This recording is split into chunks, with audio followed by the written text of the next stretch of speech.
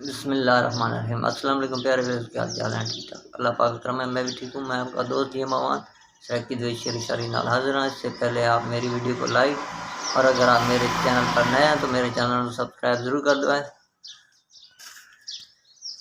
मेरे सज्जन खुदा दे खौफ तो डर सदा हुसन दा रंग नहीं रहना। मेरे सज्जन खुदा दे खौफ तो डर सदा हुसन दा रंग नहीं रहना। मेरी गुरबत ते इतराज़ न कर नित बख्त दा संग नहीं रहना।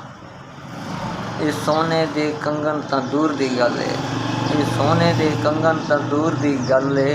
हथ कच दी वंग नहीं रहना। ओ मेरे बख्त हज़ारां उजड़ गया है, ओ मेरा बख्त हज़ारां उजड़ गया है। तेरा वसदा जंग नहीं रहना।